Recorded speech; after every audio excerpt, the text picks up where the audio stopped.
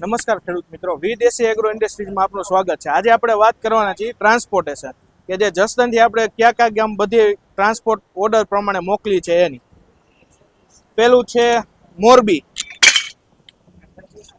Talaja, Rajkot, Tankara, Sami,